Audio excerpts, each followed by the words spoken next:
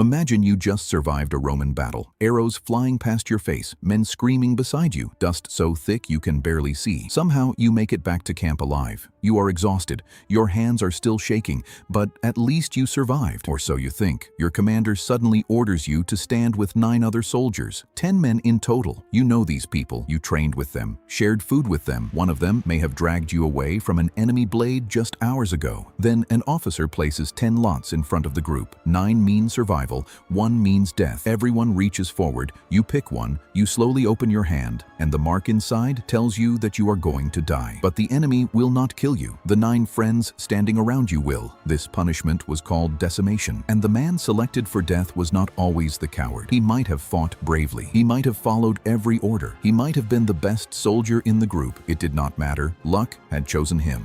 Now imagine the same thing happening in a classroom. One student breaks a rule, but instead of finding out who did it, the teacher randomly chooses one person from every 10 students and punishes them. Would that feel fair? Of course not. But fairness was never the goal. The goal was to make every student watch everyone else, because now another person's mistake could destroy your life. That was the terrifying logic behind decimation. Rome was not only punishing the man who died, it was controlling the 9 who survived. But why would Rome kill its own trained soldiers? Soldiers took time and money to train. Every man mattered, so why waste them? Because Rome understood that the most dangerous thing on a battlefield was not always the enemy. Sometimes it was panic. Think of panic like fire spreading through dry grass. One spark looks harmless, then the wind catches it. Within seconds, the whole field is burning. A Roman army could collapse in the same way. One soldier sees the enemy charging and runs. The soldier beside him thinks, if he is running, maybe we are losing. So he runs too. Then 5 more follow.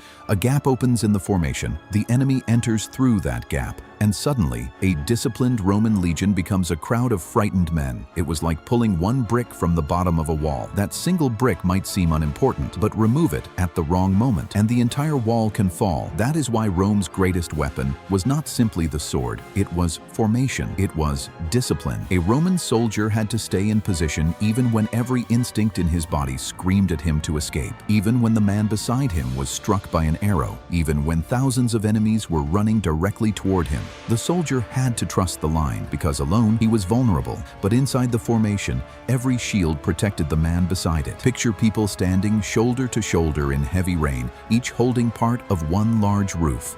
As long as everyone stays in position, they remain protected. But if one person drops his section and runs, water enters. Then another section falls. Soon, the roof becomes useless. A Roman formation worked in a similar way. One man's fear could become everyone's disaster, so commanders had to make running feel more dangerous than fighting. Punishing one coward was easy, but what if an entire unit ran? Killing all of them would destroy your own army. Punishing only the officer might not frighten the ordinary soldiers. So Rome created a system where everybody shared the risk. The disgraced soldiers were gathered in front of the army. Their commander accused them of cowardice, mutiny, or disobedience. Then they were divided into groups, and the lots came out. No investigation into who had fought bravely. No long trial. No argument. Just chance. A young recruit could die. A veteran could die. A man who had saved 3 lives during the battle could still die. And that randomness was more frightening than a normal punishment, because a normal punishment lets you believe, if I behave properly, I will be safe. Decimation removed that belief. Now your survival depended not only on your own courage, but on the courage of every man around you. Imagine being trapped in a car with 9 other people. The driver is speeding dangerously. You tell him to slow down. You are doing everything right. But if he crashes, your good behavior does not protect you. His mistake becomes your problem. Decimation created that same pressure inside a military unit. Every soldier had a reason to stop the others from running, not just because Rome demanded it, because another man's cowardice could place your own name in the death lottery. And somehow, drawing the losing lot was still not the worst part. The selected soldier was not taken somewhere private. He was not handed over to an unknown executioner. His own comrades were forced to kill him. The same men who knew his stories, the same men who knew whether he had a wife or children waiting at home. The same men who had laughed with him around a fire the night before. They surrounded him. Then they used clubs or stones. This made the punishment deeply personal. A distant execution allows people to emotionally separate themselves from what happened. But Rome did not allow that distance. The unit itself became the executioner. It is the difference between hearing that someone died and being forced to carry out the act yourself.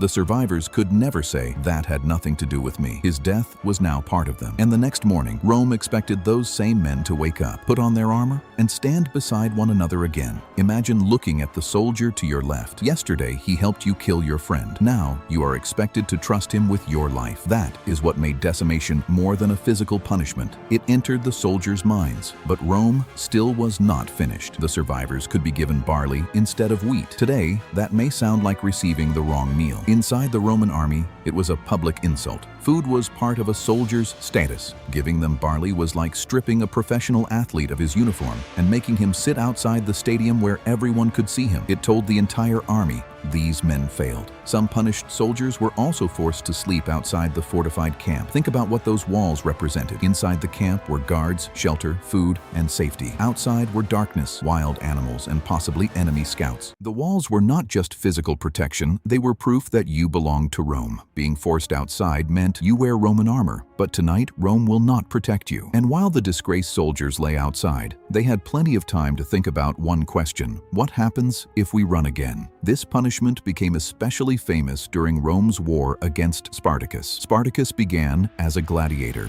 a man trained to fight for the entertainment of others. In 73 BCE, he escaped from a gladiator school with a small group. At first, Rome treated it like a small prison escape. A few fugitives, some stolen weapons, a local problem that would soon disappear. But imagine a snowball rolling down a mountain. At the top, it is small enough to hold in one hand. But as it moves, it picks up more snow. It becomes heavier, faster, and eventually it becomes an avalanche. That is what happened with Spartacus. Enslaved people joined him. Fugitives joined him. Poor workers joined him. People who had been controlled their entire lives suddenly saw an army fighting back. The small group became thousands. Then Spartacus started defeating Roman forces again and again. This was not only dangerous for Rome, it was embarrassing. Imagine the world's most powerful boxing champion being knocked down repeatedly by someone the crowd had been told was not even a real fighter. Every defeat damaged more than Rome's army. It damaged Rome's image. Rome claimed to control Italy, yet its soldiers were running from an army led by escaped gladiators and enslaved people. So Rome turned to Marcus Licinius Crassus. Crassus was one of the richest men in Rome,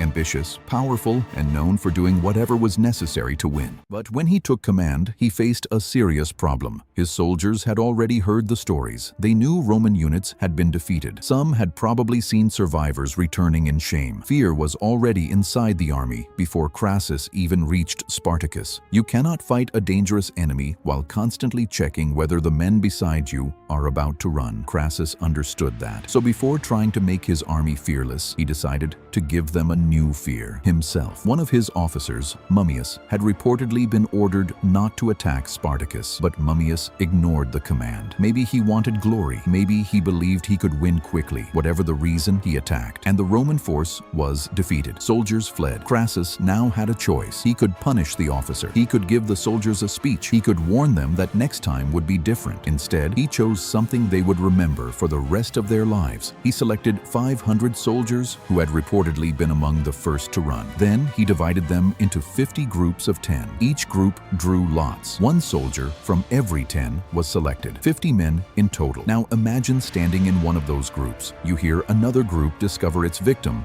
then another, and another. 50 separate moments where one man realizes his friends are about to kill him. The remaining 450 soldiers survived, but they had to participate in killing those selected. Then Crassus sent them back into the army. The punishment was over, but its real effect had only begun. Picture the next battle. Spartacus's men are charging toward you. Your heart is pounding. Your body is begging you to run. Then for 1 second, you remember the last man from your group. You remember his face when he opened his hand. You remember what you were forced to do. Suddenly, retreat does not look like safety. The enemy might kill you if you move forward. Crassus may kill you if you move back. You are trapped between two dangers, and Crassus has made sure the danger behind you feels more certain. That was the genius and the horror of decimation. It punished one battle to control the next one. It worked like touching a hot metal surface. You only need to be burned once. After that, even seeing the same object makes your body pull away. Crassus wanted the memory of those deaths to become that burn. Whenever his soldiers thought of running, he wanted them to feel it again. And decimation attacked something every army needs: trust. Normally, soldiers survive because they trust the people beside them. The man next to you protects your blind side. He shares his water. slaughter. He carries you if you are wounded. He stays when everyone else wants to leave. That bond can make ordinary people perform extraordinary acts, but decimation turned that bond upside down. The friend who saved your life today might be forced to kill you tomorrow. It was like taking the strongest rope holding the unit together and wrapping that same rope around their throats. Yet Rome did not use decimation all the time, and that is important. If it happened after every battle, soldiers might become used to it. Some might even decide they had nothing left to lose. But because it was rare, it became almost mythical. Soldiers heard stories. They whispered names of commanders who had used it. They imagined 10 lots lying in front of them. They wondered which one they would pick. Sometimes the fear of a punishment can be stronger than the punishment itself. Think about a dark room. A person can handle seeing a chair in the corner, but when they cannot clearly see what is there, their imagination creates something worse. Decimation lived inside that uncertainty. Most soldiers would never personally experience it, but none could be completely certain that they would not. Still, it was dangerous for commanders too. Use it once, and soldiers might obey. Use it too often, and fear could turn into hatred. An army that hates its commander may eventually decide the commander is the enemy. So decimation was not an everyday rule. It was an emergency weapon, something used when normal discipline had failed, when fear had infected an entire unit, or when a commander wanted to create one unforgettable example. And the message behind it was brutally simple. In the Roman army, returning alive was not enough. You had to obey. You had to hold the line. You had to move forward when ordered, because the enemy in front of you was only one threat. Sometimes the commander behind you was more dangerous, and sometimes the hands that ended your life belonged to the friends standing beside you. One man died, so the remaining 9 would never run again. That was Roman decimation, not simply an execution, a memory turned into a weapon. Subscribe to First Explainer, because history is much darker than the version we were taught.